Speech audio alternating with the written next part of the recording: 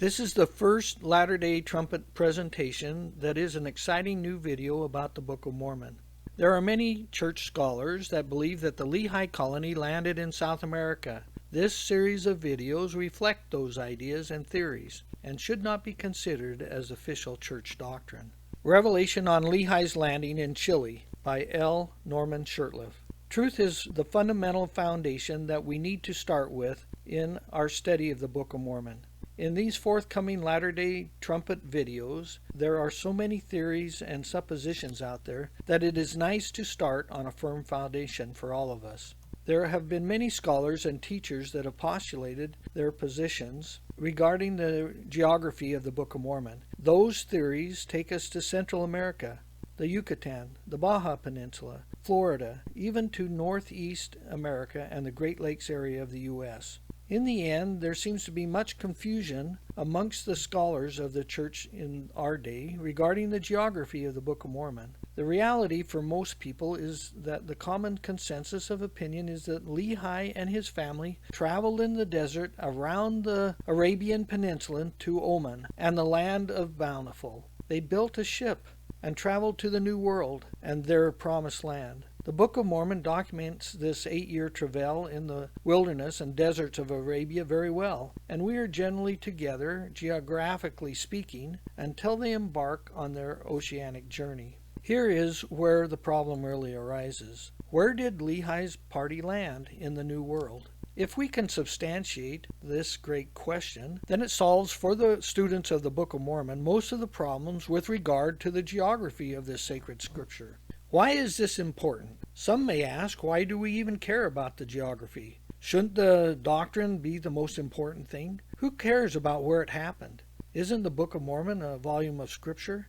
And shouldn't it be just a spiritual issue, not one of physical nature? The interesting fact here is that there is room in our testimonies for physical confirmation as well as spiritual confirmation. Actually, we many times can feel physically the Spirit working in our lives. So, both can work together and actually do in everything we undertake. The wonderful thing is that Joseph Smith also had this same question come to his mind and asked the Lord for an answer. So it must have been important for us to know if the prophet Joseph Smith wanted to know, and if the Lord decided it was important enough to give him an answer to the question. We believe that in the early days of the church, Joseph Smith actually taught the principle or truth of where the Lehi Colony landed. Frederick G. Williams was the prophet's scribe and a counselor in the presidency. In his handwriting, Williams writes down, presumably from the lips of the prophet, this important truth, presumably given during the Kirtland era,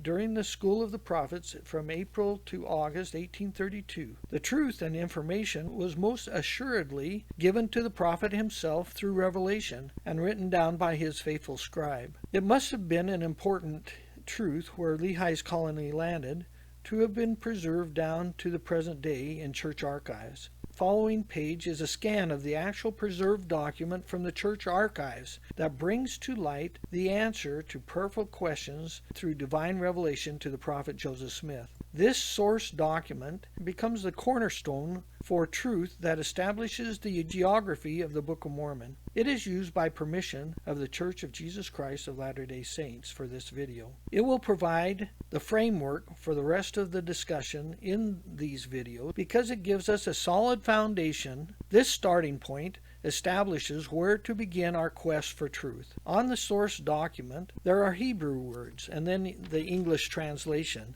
Also, some ancient characters from the Book of Mormon translation are written down here. This part of the document has prompted some church historians to speculate that Frederick G. Williams was merely writing down the notes from the prophet during a session of the School of the Prophets in Kirtland in 1832. You will notice at the bottom of the page, the final paragraph wherein the landing place of the family of Lehi in the Promised Land is revealed. The paragraph says the following: the course that Lehi traveled from the city of Jerusalem to the place where he and his family took ship, they traveled nearly a south-southeast direction until they came to the 19th degree of north latitude, then nearly east to the Sea of Arabia, then sailed in a southeast direction and landed on the continent of South America in Chile, 30 degrees south latitude. The prophet's scribe merely records on this piece of paper the answer to the question that Joseph had received by divine revelation regarding the landing of Lehi and his family in the Americas. There is nothing really odd or speculative about this document. It is simply a divine revelation, an answer to his questions and prayers. This revelation, though, is not widely taught in the church as a whole. It should be not only taught, but also sounded by trumpet loud and clear for all to hear. Lehi landed in Chile on the 30th parallel on the western coast of South America. This is the first great truth that is the foundation for this series of videos that celebrates the life of the prophet Nephi and the city that he built. In this video, we will review other quotes from early church leaders and scholars on the Lehi landing, which will be discussed that broaden and substantiate this truth and point to this early document as being the source document for later teachings after the death of the prophet Joseph Smith. The second great truth is actually derived from the first, and that is, Nephi built his city and lived all his days in South America. The Book of Mormon language and text does not allow Nephi an option of traveling more than 1,000 miles from the landing site or getting on a ship to go somewhere else. The Book of Mormon clearly says, "and did journey in the wilderness for the space of many days." 2 Nephi chapter 5 verse 7. So after Nephi's party traveled many days in the wilderness, then they pitched their tents and called the place the land of Nephi. Here Nephi built his city and a temple to God, and here the Nephites lived for the next 450 years, from about 590 BC to 140 BC. We will define the term many days and discuss these points in greater detail in future videos. Therefore, we have determined how the whole of the Book of Mormon basically was played out in South America, the land of promise. We will define the term many days and discuss these points in greater detail in future videos. Therefore, we have determined how the whole of the Book of Mormon basically was played out in South America, the land of promise. Lehi's landing. Most scholars admit and believe that there is not much evidence and very little said by Joseph Smith and other early church leaders about the actual voyage and landing of Lehi and his family in the Americas. However, we present here several of the many references to corroborate the actual location of the landing of Lehi's party. All of these references are specific to South America. The first reference to discuss comes from the compendium by James A. Little and Franklin D. Richards from Salt Lake City. Brother Richards states, Lehi's travels, revelation to Joseph the seer. The course that Lehi and his family traveled from Jerusalem to the place of their destination, they traveled nearly a south-southeast direction until they came to the 19th degree of north latitude, then nearly east to the Sea of Arabia, then sailed in a southeast direction and landed on the continent of South America in Chile, 30 degrees south latitude. This is the exact quote from our source document and number one truth, or the revelation given to Joseph Smith, presumably in the Kirtland Temple, and written down by Frederick G. Williams in the School of the Prophets. This first quote seems to justify or substantiate the original document in the church archives for sure. Dr. John Bernhisel. The second reference also has the exact same wordage, but from a completely different source. This time from Dr. John Bernhisel, who is a close friend of Joseph and Emma Smith and the bishop of the Church of Jesus Christ of Latter-day Saints ward in New York City. Dr. Bernhisel went to visit Emma Smith after the death of Joseph Smith and made a copy of Joseph's revision of the Bible. By copying notes in his own King James Version Bible, the last page of the manuscript contains the following exact same quote. The course that Lehi traveled from the city of Jerusalem to the place where he and his family took ship. They traveled nearly a south-southeast direction until they came to the 19th degree of north latitude, then nearly east to the Sea of Arabia, then sailed in a southeast direction and landed on the continent of South America in Chile, 30 degrees south latitude. This quote was written down by Bernhisel from the Revised Bible manuscript that was in the possession of Emma Smith directly from the Bible Revelations document known as the Joseph Smith translation, made by Joseph Smith. Bernhisel spent much of the spring of 1845 working on this project. The Church of Jesus Christ of Latter-day Saints has BERNHISEL's Bible in its archives, but it contains less than half of the corrections and is not suitable for publication. For many years, the BERNHISEL Bible was the only Joseph Smith translation source for the LDS Church members living in the Salt Lake Valley. Orson Pratt. Another reference is made by Orson Pratt, who was the church historian and wrote an article for an encyclopedia in 1874, where he expressed the same truth more fully, stating that the landing took place, as believed, not far from the 30th degree south latitude. The 30th parallel on the western side of the continent would be near the present-day location of Cocachimbo. The next reference to the landing was made also by Orson Pratt, who was a close friend to the prophet and an apostle in 1840. He says that Lehi landed upon the western coast of South America.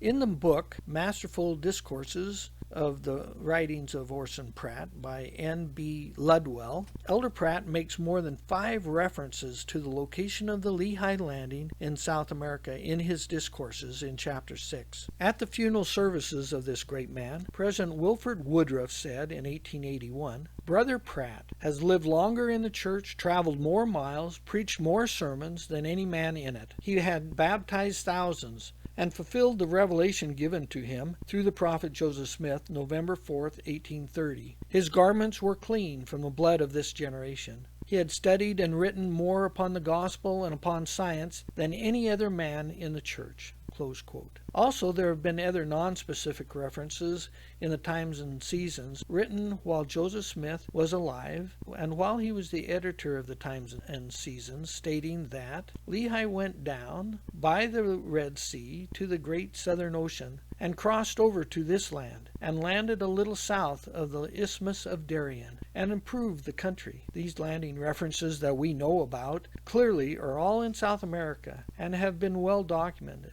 which is a significant phenomenon. Other references to substantiate this important truth that we have discovered come from some other important church leaders as follows. George Q. Cannon. George Q. Cannon was an apostle and member of the First Presidency for 4 prophets, and in his book, The Life of Nephi, the son of Lehi, he wrote the following. The prophet Joseph, in speaking of their place of landing, said, "It was on the coast of the country now known as Chile, a country which possesses a genial, temperate climate. They traveled nearly a south-southeast direction until they came to the 19th degree of north latitude, then nearly east to the Sea of Arabia, then sailed in a southeast direction and landed on the continent of South America, in Chile, 30 degrees south latitude. They immediately turned their attention to agriculture. They prepared the ground and put in all the seeds which they had brought with them from the land of Jerusalem. They found the soil admirable and adapted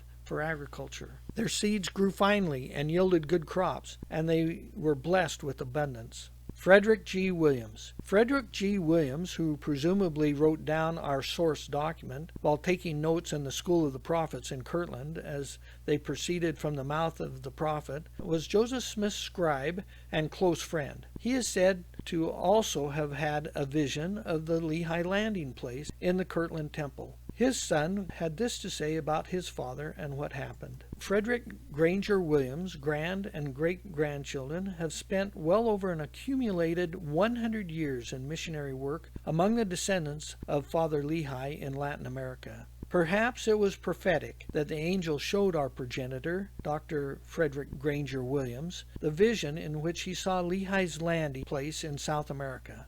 This vision was received in the Kirtland Temple, which is constructed on land that he donated to the church for that purpose, by Frederick G. Williams. Parley P. Pratt. It is an interesting fact that Parley P. Pratt, brother and fellow apostle to Orson Pratt, received a call from President Brigham Young and the First Presidency to be the president of the Pacific Mission in February of 1851. In March, President Pratt proceeded to California with his company to organize and strengthen the branches of the church there. He sent missionaries to the Sandwich Islands and to other places. According to the autobiography of Parley P. Pratt, President Pratt set sail with his wife and little group to perform the first mission of the church to South America. They left for Valparaiso, Chile, on September 5, 1851, from San Francisco on the ship Henry Kelsey. They studied the Spanish language every day on the voyage in earnest. They arrived in Valparaiso, Chile on November 8th after a very arduous 2-month journey with terrible food and accommodations. They had a very poor command of the language and met with very little missionary success. The whole of South America was caught up in revolutions and civil wars, which did not provide a good environment for teaching the gospel.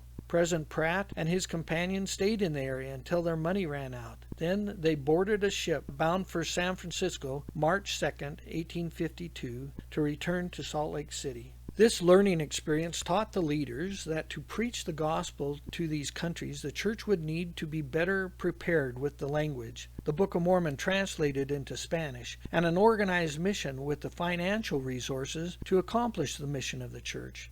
Those are the facts of the first missionary attempt to South America. However, Parley P. Pratt had the opportunity to go anywhere in Mexico, Central America, or other South American countries like Peru. But he chose to go directly to northern Chile. The question really is, why did he travel specifically to the 30th parallel of Chile? It was obviously a fact-finding mission approved by the First Presidency and Brigham Young. All of these early church leaders knew that it was the land of Lehi's first inheritance, promised land. Dr. James E. Talmage. The last reference that we will discuss comes from the only book owned and published on a constant basis today by the Church of Jesus Christ of Latter-day Saints, where a reference is made mention of the Lehi landing. It is the book Jesus the Christ, written by Dr. James E. Talmage, who was an apostle and revered scholar, where he quotes the following. The company journeyed somewhat east of south, keeping near the borders of the Red Sea, then changing their course to the eastward, crossing the peninsula of Arabia, and there on the shores of the Arabian Sea built and provisioned a vessel, in which they committed themselves to divine care upon the waters. Their voyage carried them eastward across the Indian Ocean, then over the South Pacific Ocean to the western coast of South America,